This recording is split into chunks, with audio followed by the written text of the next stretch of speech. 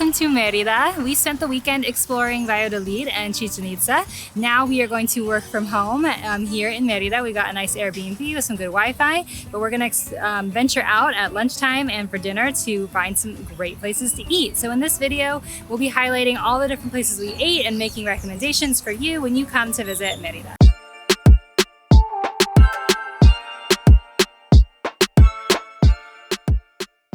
We are going to count down our top 4 cheap eats and top 4 sit-down restaurants in Merida, starting with cheap eats.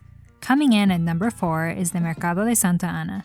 This market is a great place to try a variety of regional dishes like panuchos, tostadas stuffed with beans, and salbutes, puffed up tortillas topped with meat. The food was delicious and the prices were fair, coming in at 280 pesos for lunch for 2 people. But each stall can be very aggressive in trying to convince you to eat there. It was overwhelming trying to choose and did ruin the experience a bit. We ended up choosing Tita Castillo and it was very good if you have trouble deciding. Depending on the time of year, additional stalls may be open in the back, but most were closed when we visited in June.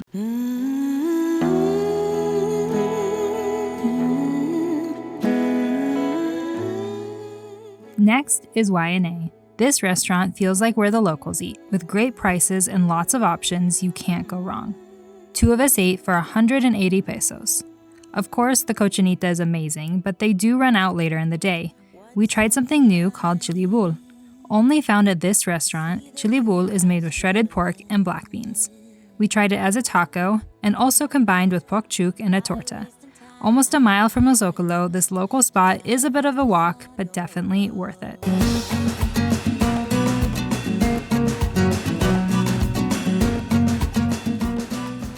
Second is chilaquiles. These were literally the best chilaquiles I've had in my life, and probably ever will have. I dream about these chilaquiles. A little pricier than our 2 previous recommendations, we both ate for 328 pesos. These customized chilaquiles are worth it though. You choose every part of the dish from the type of tortilla chips to the salsa and the meat. I highly recommend the la ranchera, or steak. Only a few blocks from El Zocalo, you have to eat here when in Merida.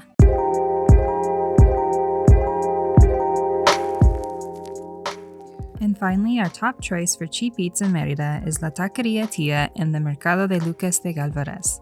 While there is another regional food section like the Mercado de Santa Ana, we decided to eat at La Taqueria Tia, which had a more local feel.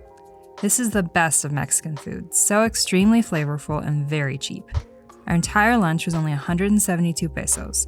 Crammed together with all the other stalls and with limited seating, this stand only has 2 options, cochinita and lechon, and they only serve tacos and tortas. Both are shredded pork dishes and both are amazing. The bread really makes the torta the best I had, in my opinion. We got drinks elsewhere in the market. Nefi got tepache from a different vendor, and I got a custom soda at a nearby stall, El Oasis.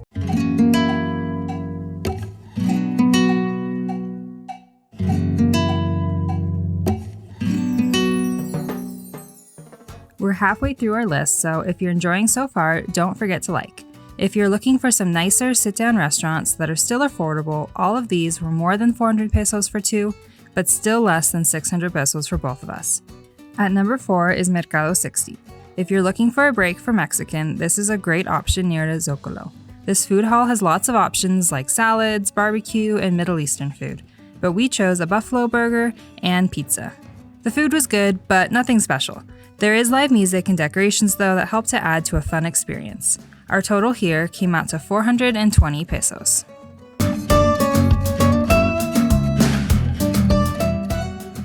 Next is La Chaya Maya. Chaya is a leafy green plant, also called tree spinach, commonly used in Mayan cooking. Give it a try in an agua de chaya with lemon or pineapple juice. There are 2 locations very close to Zocalo, but we recommend La Chaya Maya Casona for the fun ambiance. We'd recommend the cochinita, but I wasn't as impressed with the pork chook. The tortillas, on the other hand, are incredible, and you can see them being handmade near the entrance to the restaurant. We spent 458 pesos here for dinner.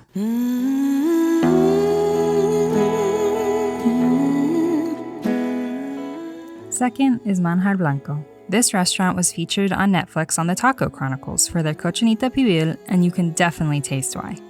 We also tried the tortilla tropicales, which are like Spanish tortillas, but instead of egg and potato, they're made with plantain and egg, with local smoked turkey. They were unique and tasty, but a little heavy, so I'd recommend sharing. They do close at 6 p.m., so you would need to go for lunch or an early dinner. Our total for our early dinner was 410 pesos.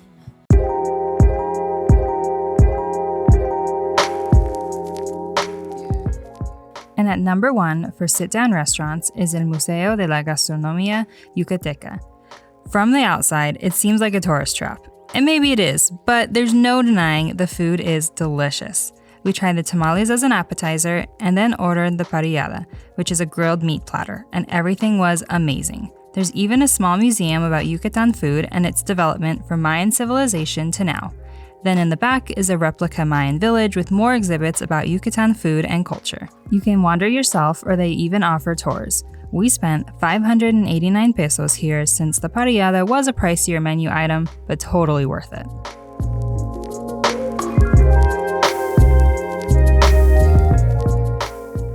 We were impressed with how much amazing and affordable food there was in Mérida.